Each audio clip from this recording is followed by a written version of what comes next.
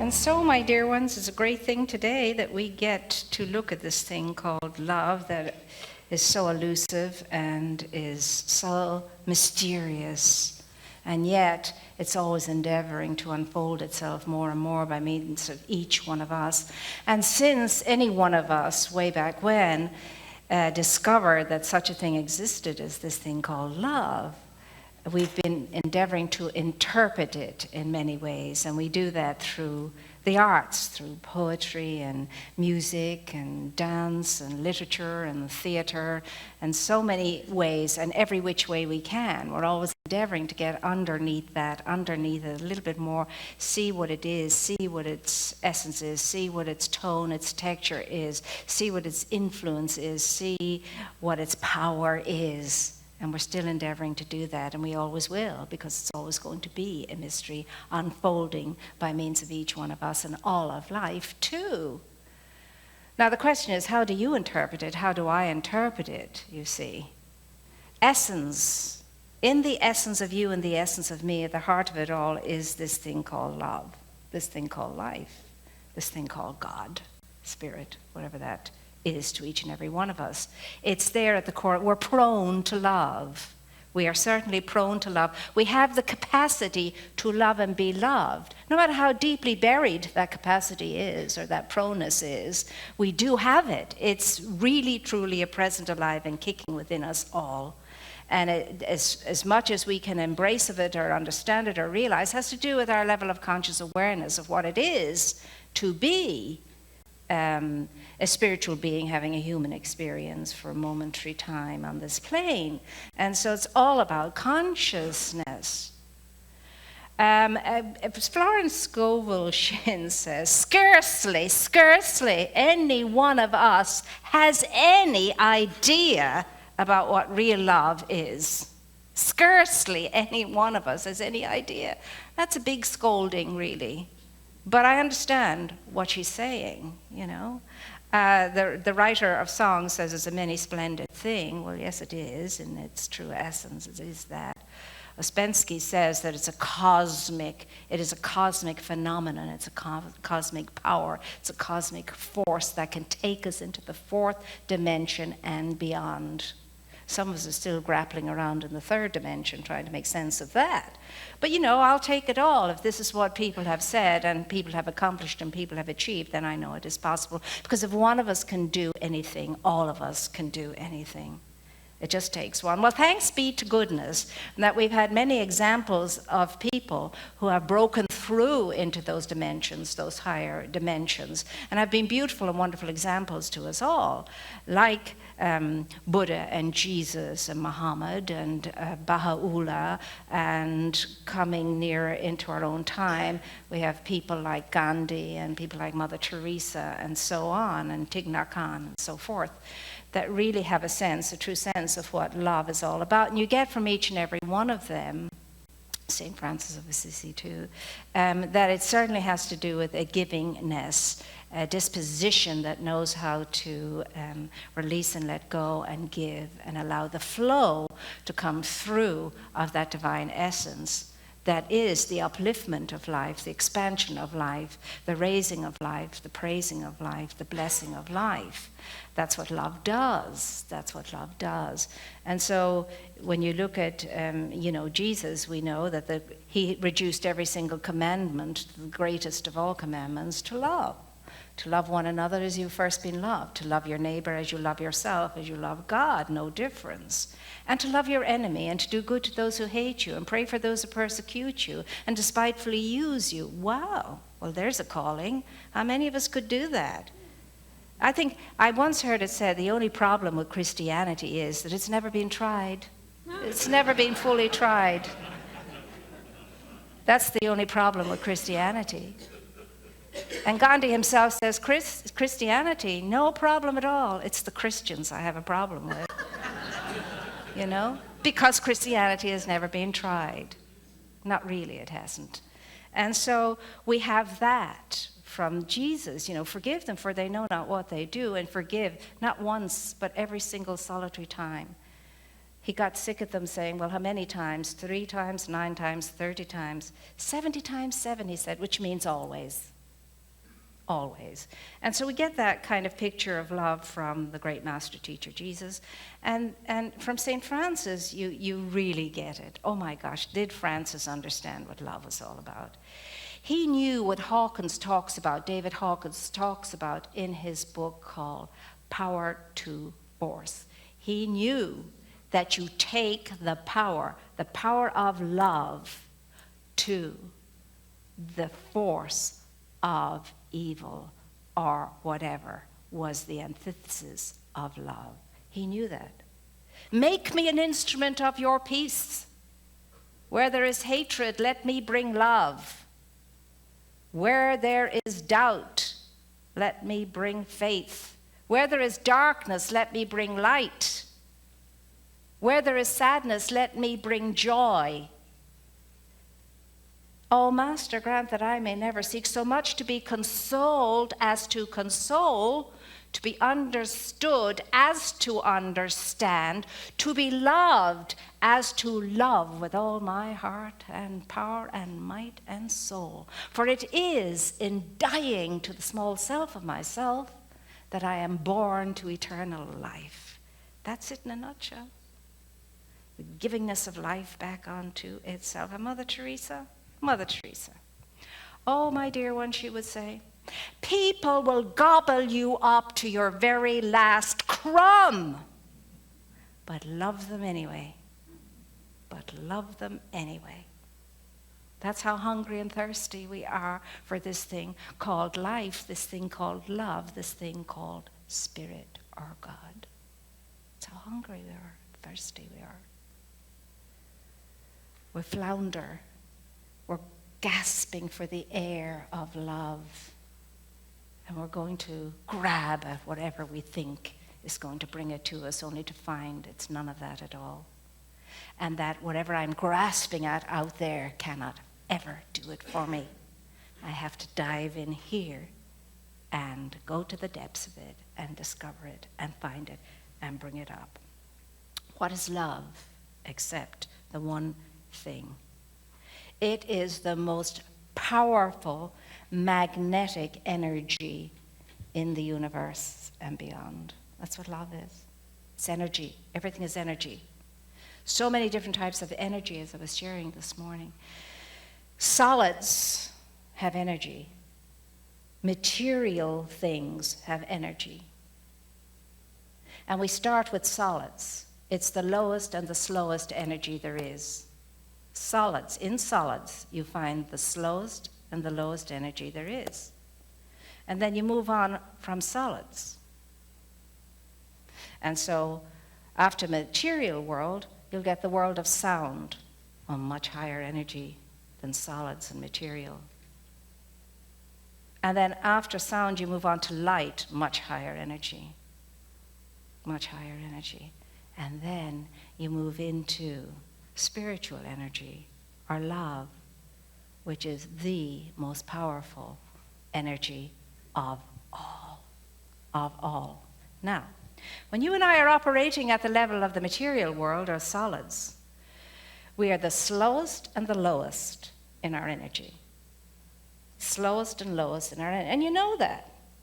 And everything in the world of the material that we enter into with a negative consciousness weakens who we are, weakens us, debilitates us, fragments us.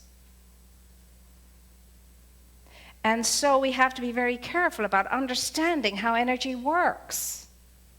So what does Francis say? What does David Hawkins say in his book, Power to Force?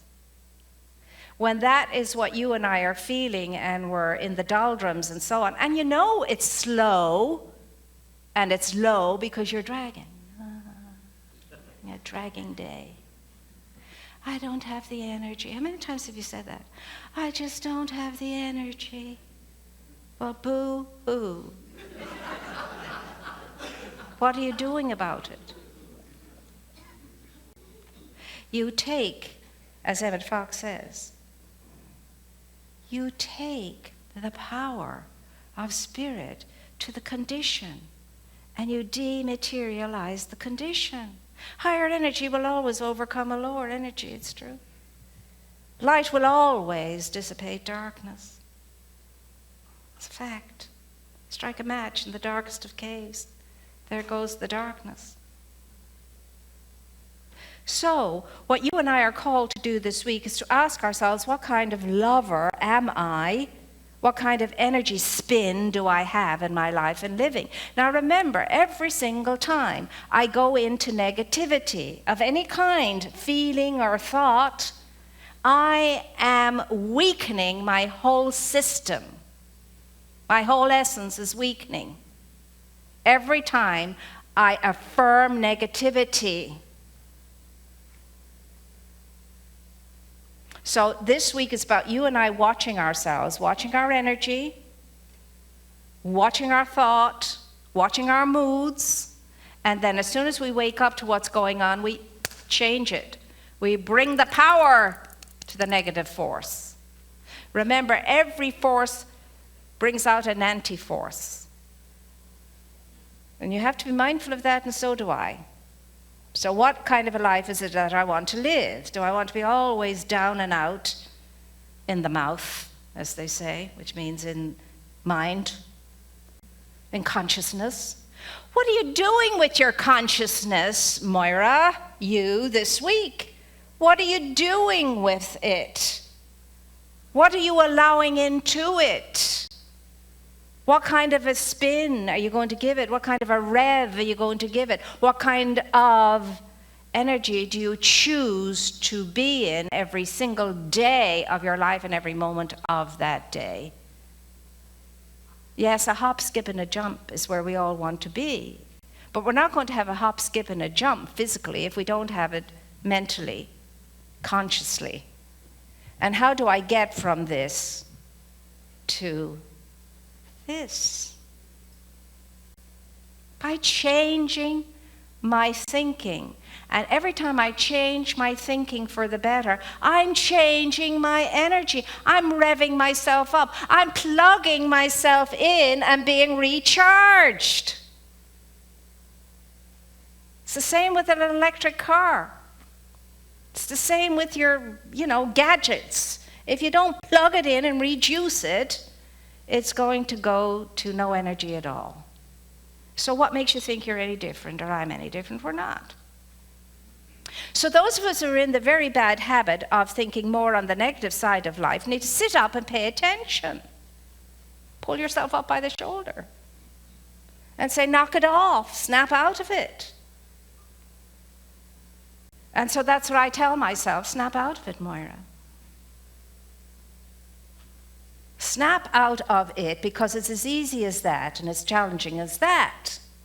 But we are addicted to our habituation when it comes to being forlorn and despondent and down in the dumps and so on. Some of us have a bad habit of allowing that to happen too often. And if it's happening 51% of the time, we are sinking. The Titanic is going down. Now, that means I just have to be thinking affirmatively 51% of the time for that Titanic to meet its destination, whatever it is. So where are we right now with regard to our thinking? And it has very much to do with what I think I can do and what I think I cannot do. Get out of the bad habit of ever telling yourself anymore again what you cannot do. You're not interested in what you cannot do. You are only interested in what you can do. That's all. Again, St. Francis of Assisi says, do what is necessary. Just do. Begin there. Begin with doing what is necessary. Then you will find yourself doing what is possible. And when you've done that for a time, you will find yourself doing what was once impossible to you. Necessary, possible, impossible. That's the way it works. And all of the time you're going from the energy of necessary to the energy of possible to the energy of impossible. It's all about energy. Don't you hear yourself saying, oh, he's good energy, Her energy, oh gosh, forget about it. She's a repellent, he's a magnet, or vis-a-vis. So, what are you at the moment? Are you repelling or are you magnetizing? Where are you with the whole thing of L-O-V-E? And it's certainly not what Hollywood is presenting to us, or the songs of today might suggest, some of them. What kind of love song are you singing? Is it "Let me cut my wrists now"? That kind of country, you know? He stopped loving her today.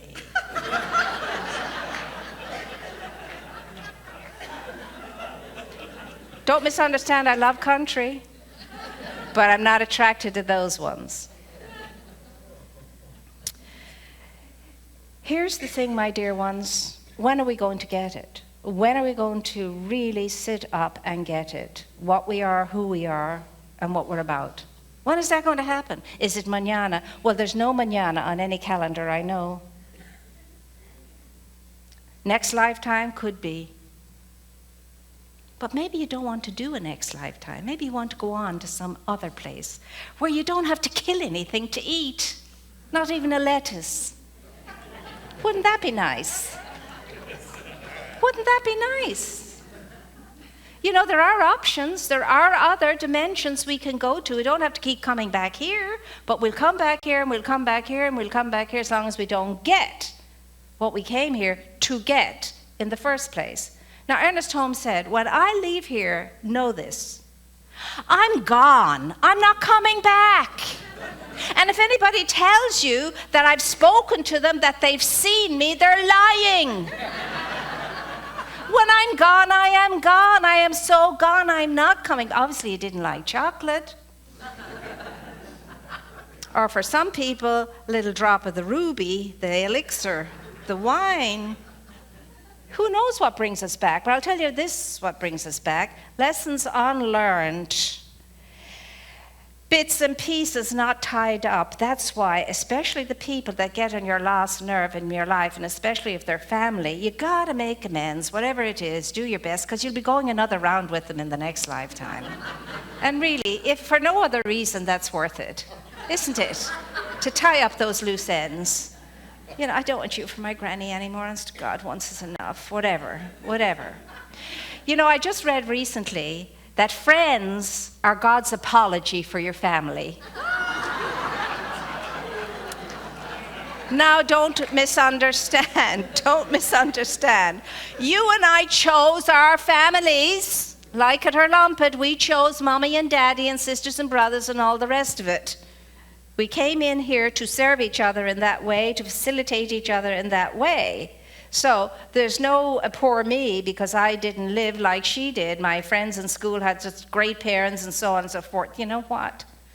That was then, this is now, and you can decide who your family is. I'm going through my second American family now because every member of my blood family is in Ireland, miles away. I'm going through my second American family now, my second American mother. Like, if you're always pining for a mother, go out and get one. I was never pining for a mother, but I still went out and got one. Because I think it's good to have a mother. I really do. Or a father, or a sister, or a brother. Go out and get one for yourself. You can, actually. This business about blood is thicker than water is the greatest load of baloney I've ever heard. Some of our family members we love and adore. Some of them we wouldn't have to see them again and it wouldn't worry us. You know, but you know they're there for a reason. Love is allowance, it's allowance. Leave people alone and let them be in their own experience and stop trying to change them. They're not going to change for you anyway. Just change yourself. That's all you have to do. Change yourself and you'll change life.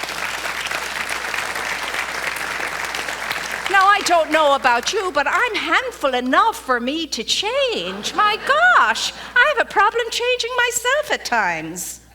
I'm certainly not going to try and change you, you know? But our interaction with each other in a very allowing, accepting, respectful way is a great way of showing love.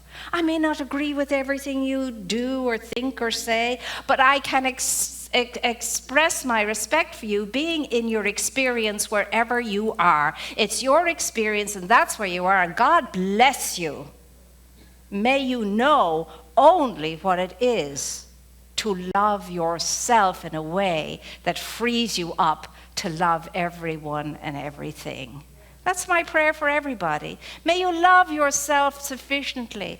May you think enough of yourself. May you respect yourself sufficiently to free you, to let loose that essence that is you, that power, that light, that energy, that essence, that beauty, that grace, that generosity that you're full of, to be able to use the sluice skates on it and let it spill out and flood all over the place. Gosh, what have we got to lose? Absolutely nothing by trying it, but we have everything to gain. Everything. Love gets its joy and its delight from giving without any thought of reward or return. Do we get that? Yes. Scripture says, don't let your left hand know what your right hand is doing. When you give that way, that anonymously. I know the greatest kind of living is to give anonymously, and it's a beautiful thing.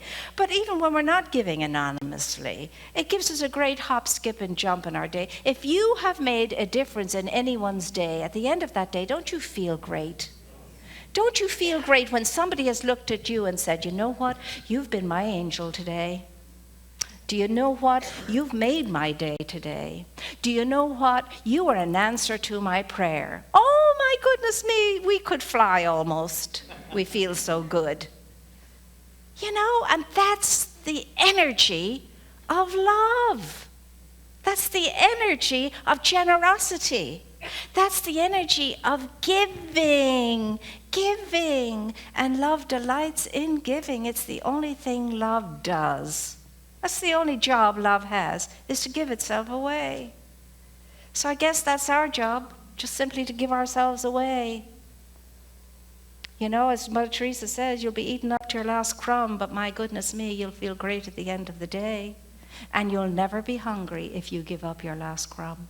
You will never, ever be hungry. If you do it with the attitude of no reward and no return, and just cause. Just cause. So I leave you with this today, my dear ones.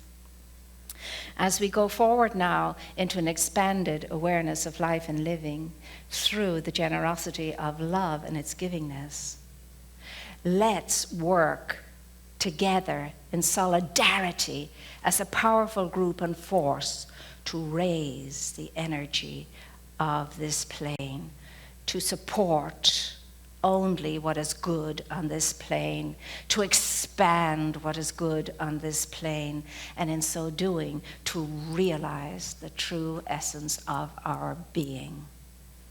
We are the ones who are called to be those channels of peace. And to where we find hatred, our job is to bring love.